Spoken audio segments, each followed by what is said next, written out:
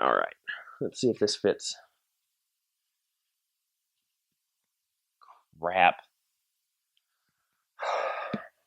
Are you guys sick and tired of having to remeasure with numerous test cuts just to get your dado the right thickness? I'm going to show you a quick and easy method that you only have to set your blade one time and go. Stay with me. I'm Justin Prewitt with Prewitt Custom Creations. I'm from Edmond, Oklahoma, and I'm a boomer. 1, 2, 3. Boom!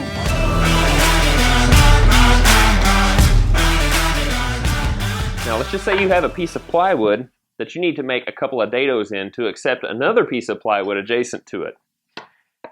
Now normally you would run this through several test cuts to make sure that it was just the right thickness in order to accept the adjacent piece. What I've done now is I've taken one of the outer blades from the stack and put it in the saw. I've raised it up 1/4 of an inch high, and the blade itself is 3/16 of an inch wide. That's to accommodate any shims that you might have in your stack. So make sure that you know the width of your outer stack blade. I'm using a brass feeler gauge bar to figure that out. This will come into play in just a minute. Now I have a stop block up against my miter fence clamped in place. This is the piece that will be cut. This is the piece that will be adjoining it. All of these are going to come into play in how you do this. Now let me explain how this is going to take place. First, the piece that you're going to cut is up against your miter gauges. Take the piece that you want to fit the dado for and put it up against your stop block standing on edge. Then just slide your piece that you intend to cut up against it, clamping it between the stop block and your workpiece. Then just turn your saw on and run it through one pass.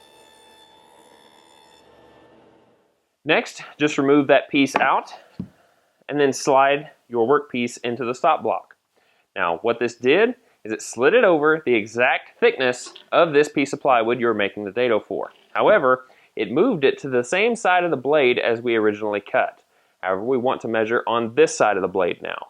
So that's where this thick 3/16 of an inch brass bar feeler gauge comes into play. We're going to put it between the workpiece and the stop block. Clamp them together by sliding it into place. Now, run it through one more time. Now before we take care of anything that's in the middle, we're going to reset our stop block to accommodate the next dado we need to make.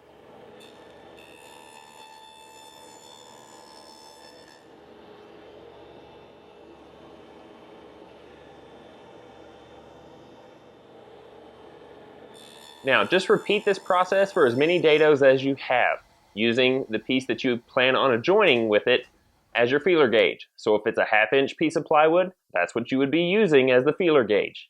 Now here comes the cool part. We're going to take the dado stack and increase its width by a little under 3/4 of an inch because that is exactly what we use as our feeler gauge. Then we're just going to clear out the middle. Now because we didn't change the blade height, all we got to do is keep it between the ditches and run it up the middle.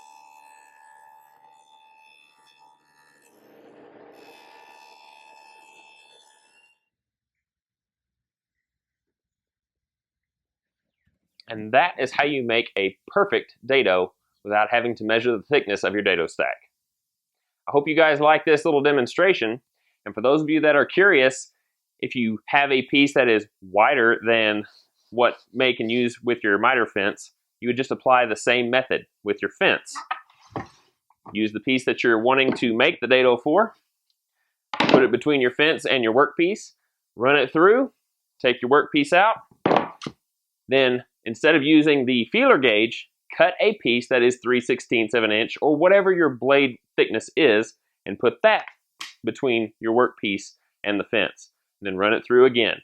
Continue that process for all the dados that you need to make and then hog out the middle when you're done.